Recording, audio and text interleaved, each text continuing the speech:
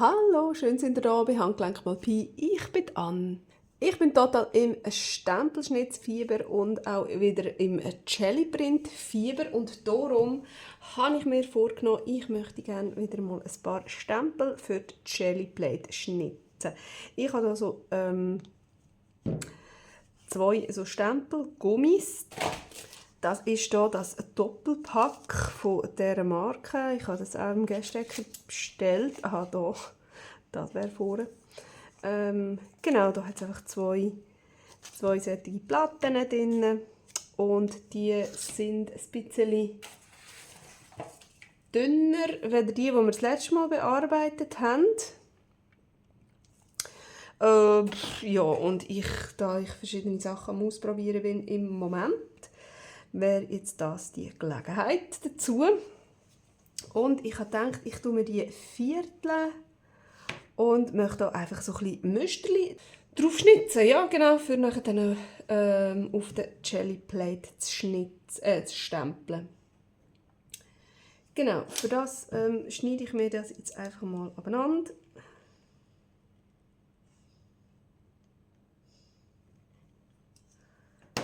Einmal so und einmal so und einmal so.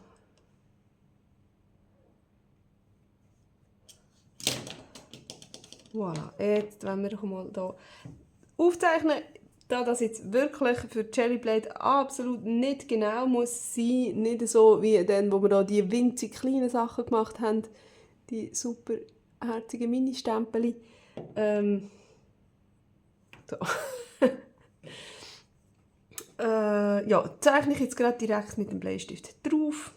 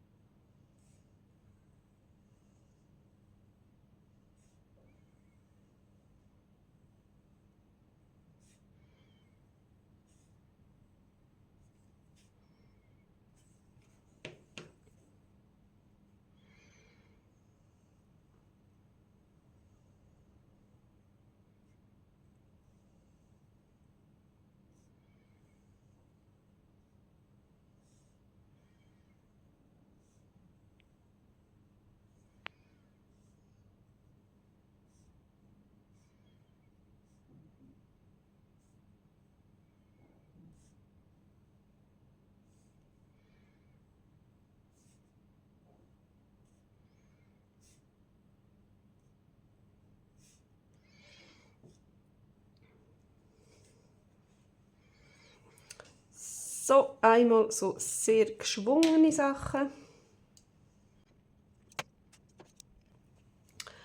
Und einmal, ja, nicht gerade grafische Muster, aber keine Ahnung. Ach, es zeichnet jetzt einfach mal bei mir.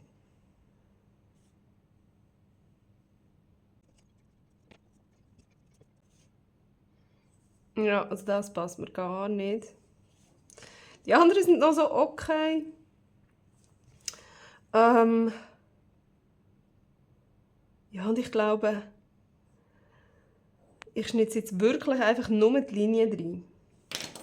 Und dafür, ich nehme jetzt mal... Nein, ich glaube, ich nehme da das kleine U. Das kleinste U nehme ich mal. Ich probiere es einfach mal aus. Ich weiß es doch selber nicht. Ich werde es sehen. Vielleicht könnte man für das eigentlich auch das mittlere U nehmen. Probieren wir mal.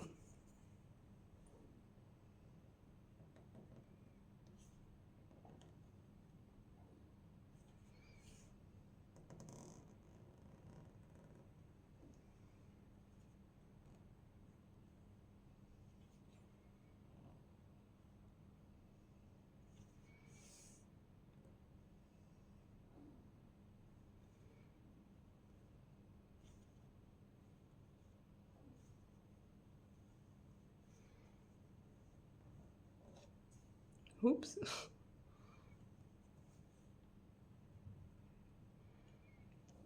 Zack.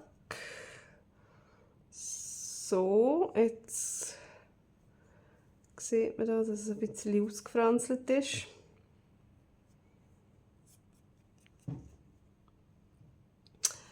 Das ist eben vielleicht, weil der nicht ganz so gut hält.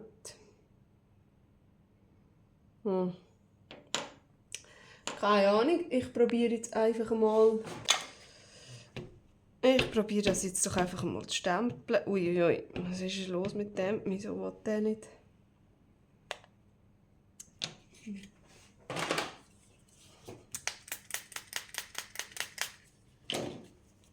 Das war wirklich ein bisschen zu viel.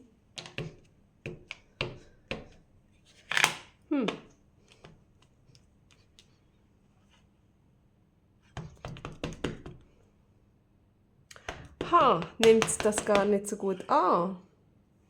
Und ich habe jetzt gedacht, das Oxide nimmt es dann viel besser an. Oder was ist los? Oder muss einfach zuerst mal ein bisschen Farbe drauf. Das kann natürlich auch sein. So.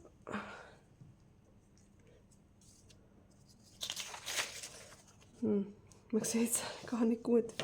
Mit dem Rosa. Hei, hei, hei. Probieren wir es mal mit dem. Oder wenn wir mal überhaupt ein Ink nehmen. Ich habe hier noch das Gleiche in Ink. Was auch nicht viel besser kommt.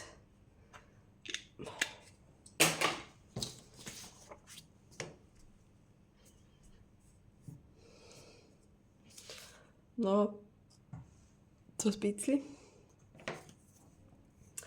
Ja, no, dann probieren wir halt mal mit Schwarz. So. Ich wollte eigentlich einfach die Oxide nehmen, weil ich von denen die grossen Stempelküsse habe. Damit ich da nicht 100 Mal so drauf rumstempeln muss, aber... Ja, no. Jetzt ist es halt so, wie es ist. So, und jetzt wäre eigentlich noch so ein Roller gut. Oder vielleicht auch das da, dass man das so ein bisschen gleichmäßig abdrücken kann. Mal schauen, was es macht. Oh ja, das sieht doch auch cool aus. Ich glaube, das ist super für auf der Jelly Plate.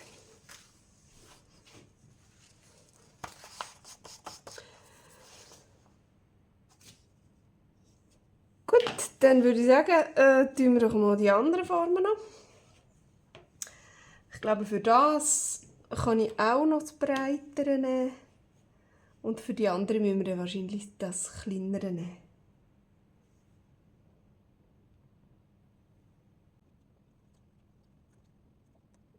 Mir geht das viel besser, wenn ich das Werkstück drülle. Dann kann ich mit dem eigentlich nur gerade ausschnitzen oder das gar nicht bewegen. Das bleibt an Ort und Stelle und ich drehe einfach das Werkstück. Was natürlich nicht gut ist, ist, wenn man abrutscht und sich in den Finger schneidet. Darum sollte man eigentlich immer die Finger wegheben. Sollte man eigentlich.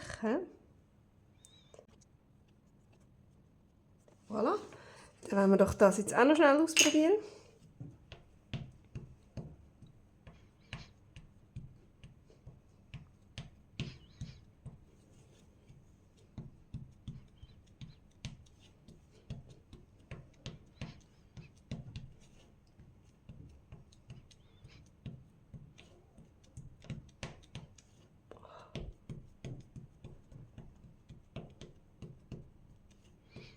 Ist euch das Aufhängen ein bisschen zu trocken?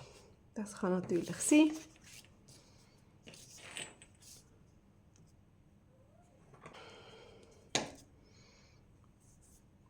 Ja, aber das ist doch hübsch.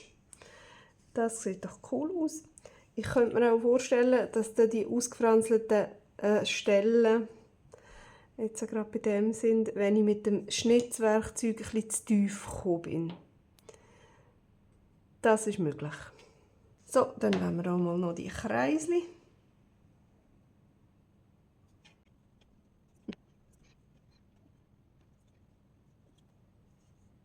Tja, mal schauen. Oh, ich mache jetzt das auch mal ein bisschen nass, vielleicht hilft es ja. Das war sicher wieder viel zu viel.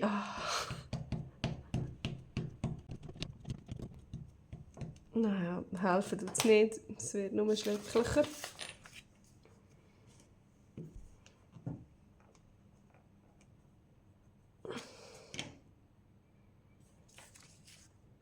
Ja, aber für Jellyplate durchaus brauchbar. So, und ich habe mir jetzt gerade etwas überlegt. Und zwar, wenn mir das jetzt nicht so besonders gut gefällt, anstatt dass ich jetzt das probiere, da auszuradieren, das geht sowieso nicht, würde ich das jetzt einfach mal einfärben mit irgendeiner Farbe. So.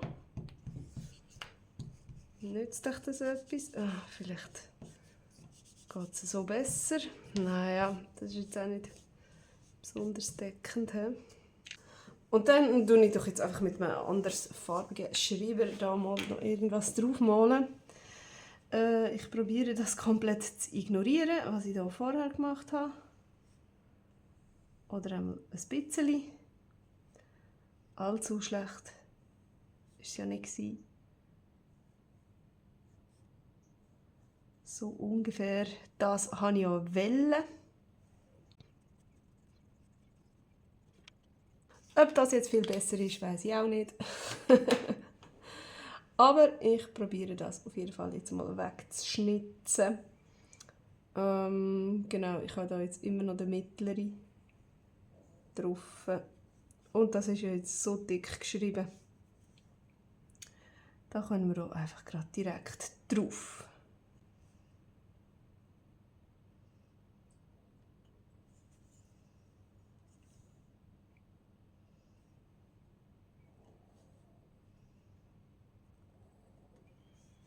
Und der grüne Hintergrund sehe ich jetzt auch die Linie ein bisschen besser.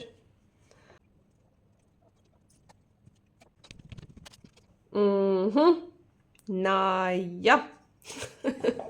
Naja. Bin jetzt gerade nicht so begeistert. Aber ja, kann man geben. Es sieht wirklich ein bisschen aus wie mit Filzstift einfach so herzeichnet. Aber das ist ja okay. Das darf es ja auch ein bisschen sein. Es sollen ja wirklich ganz, ganz grobe Schablönchen sein. Und komplett so einfach freihändig. Jetzt habe ich mir da einen kleineren U genommen, weil ich da ein bisschen feiner unterwegs bin mit diesen Linien. Man sieht es irgendwie immer wie weniger gut. Also komm, jetzt nehme ich hier mal Rot. Rot, vielleicht sehen wir das dann ein bisschen besser. Mal schauen, ich sehe auch die Striche immer noch. Mal schauen, ob das nicht auch viel zu fein ist. Wir werden es sehen. Jetzt drückt es einfach nicht so schön ab. Vielleicht sollten wir wirklich eine Walze haben.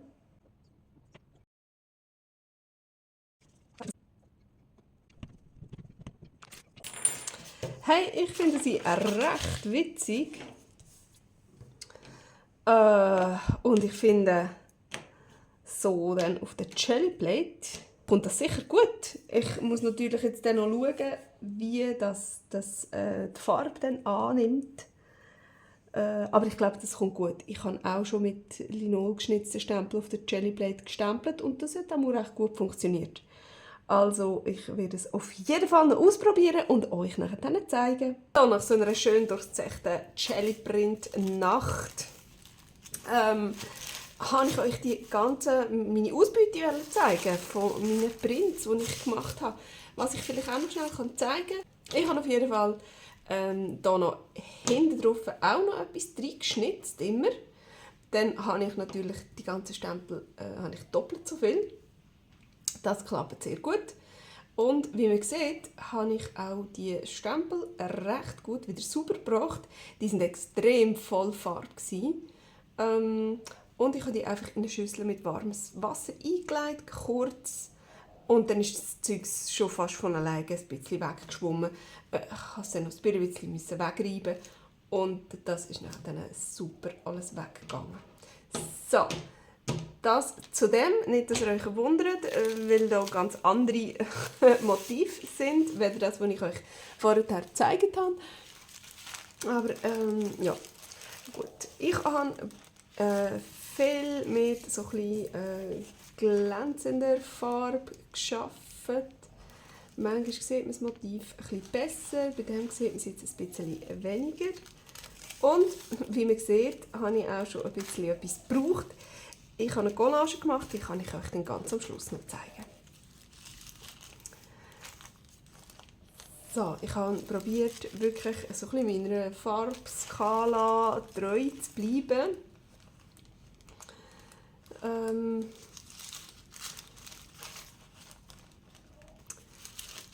Damit wir nachher eine grosse Auswahl haben an Papier, da ist nichts drauf, wo man dann für die Collage benutzen kann. So, da ist auch noch ein Fötzchen und jetzt das hier, das ist auch ganz cool rausgekommen. Und das auch, das ist eigentlich fast eines meiner Lieblings, wo ich jetzt von dem gar nicht für die Collage benutzt habe. Die finde ich sind auch extrem rausgekommen, extrem cool, muss ich sagen. Weil ich schon gedacht habe, ja, mit denen, ich weiss nicht, ob ich wirklich mit denen etwas gross anfangen kann. Aber hey, so, mit dem abwechslungsweise hin und her gestempelt, finde ich, ist es genial, wirklich. Also ich habe auch Freude.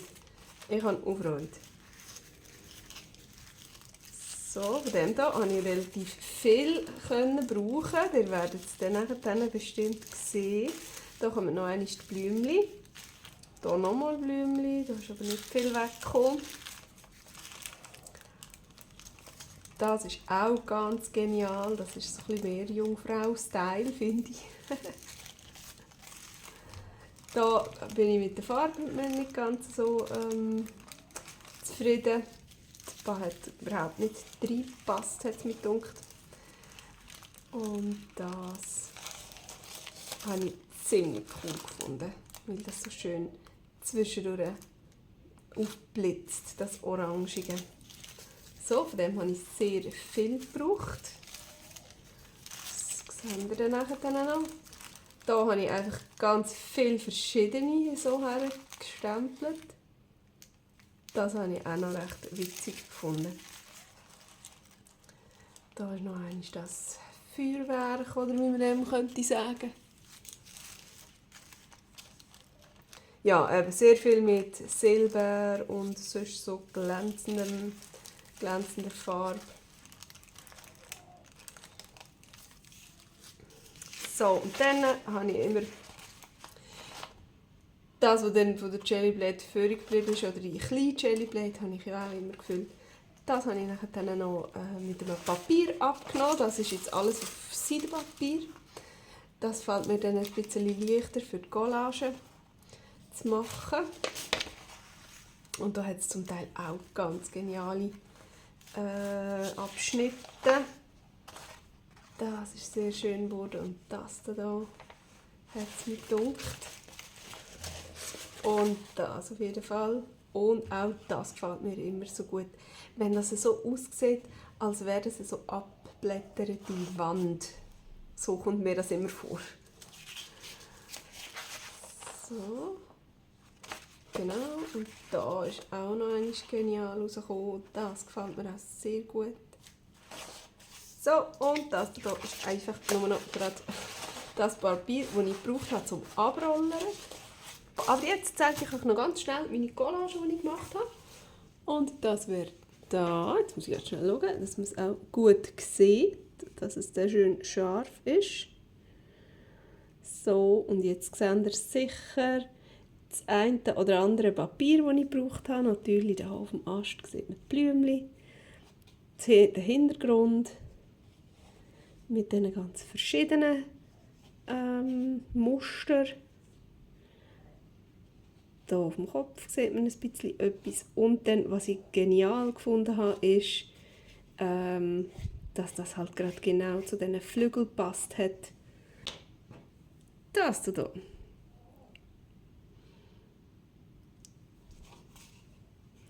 So, und auch hier hinten ein ganz kleines Stückchen von den Federchen. Ja, da ist auch noch Zeugs drunter. Ich habe natürlich das ein bisschen drüber gemalt und auch noch mit Ölkreide ein bisschen drauf gemalt, um ein bisschen noch Akzente zu setzen und so. Ja. Ich finde, es ist recht herzig rausgekommen. Mir gefällt es gut. Ich werde sicher noch weitere Sättige machen. Wenn ihr Lust habt, nehme ich euch mit. Und dann können wir mal zusammen so eine Collage machen und schauen, wie das tut. Ja, das wollte ich auf jeden Fall euch noch schnell zeigen. Und dann hat es mich wieder mal mega gefreut, das mit euch zusammen zu machen. Und dann würde ich sagen, sehen wir uns beim nächsten Mal. Tschüss!